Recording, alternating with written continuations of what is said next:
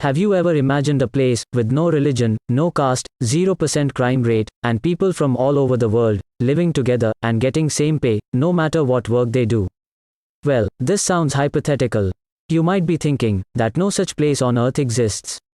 Most of us live in society where we are bound by rules, have to follow the norms which the society has set for us. But there is an exception. In Tamilnadu, there exists a place where a global community lives with harmony, with 0% crime rate, and the people necessarily not need to follow any pre-existing norm.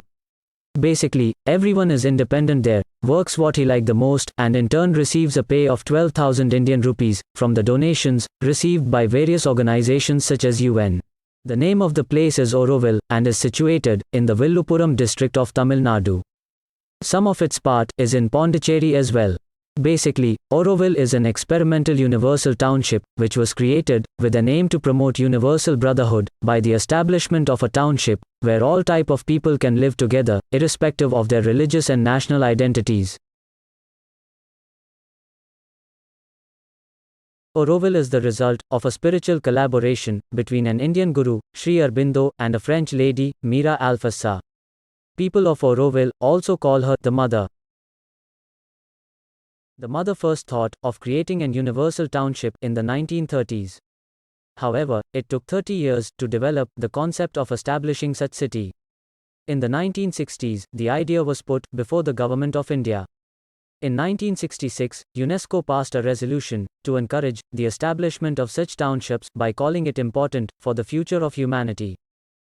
And at last, in 1968, Auroville was finally inaugurated. The inauguration ceremony was held on the 28th of February 1968, where delegates of 124 nations take participation. The mother also handed a 4-point charter set which set forth her vision of integral living. The original document was in French, but you will hear these 4 points in English. Point number 1. Auroville belongs to nobody in particular. Auroville belongs to humanity as a whole. But, to live in Auroville, one must be the willing servitor of the divine consciousness. Point number 2. Auroville will be the place of unending education, of constant progress, and a youth that never ages. Point number 3. Auroville wants to be the bridge between the past and the future. Taking advantage of all discoveries, from without and from within, Auroville will boldly spring towards future realizations. Point number 4. Auroville will be a site of material and spiritual researchers for a living embodiment of an actual human unity. Auroville is undoubtedly a small world in itself. People of all colors, different religions, and nations live there, together in peace. As per the data available on website, currently, Auroville is the home of 3,273 people from 59 different nations.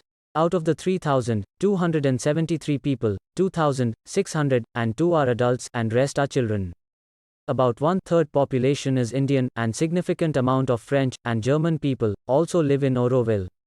The countries from which the Aurovillians came from include Muslim-majority country, like Iran, Christian-majority countries, like Brazil or France, a Jewish country, Israel, and a Buddhist country, Cambodia. Which shows, people who were following different faiths, now live in Auroville. The Matrimandir is the center of Auroville city, made for those who practice internal yoga. It is situated in a large open space called Peace, and designed by architect Roger Anger. It took around 37 years to complete. The inner chamber of Matrimandir is made using white marble walls. However, taking photos of Matrimandir from inside is not allowed. Matrimandir is made so that people can learn concentration. It is designed in such a manner that one can stay in silence and may find one's consciousness. When I was reading about Auroville, one question was continuously popping in my mind. The question was, why Auroville is stayed away from religion? I then read a quotation of Mira Alfassa, which almost answered my question. Give your patient ear to Mira Alfassa's quote on why she kept religion away from Auroville. Let it not become a religion. The failure of religions is that they are divided. They want people to be religious to the exclusion of other religions, and every branch of knowledge has been a failure because it has been exclusive. So, this is all for today, guys. Subscribe my channel to get notifications of upcoming videos, and thanks for watching.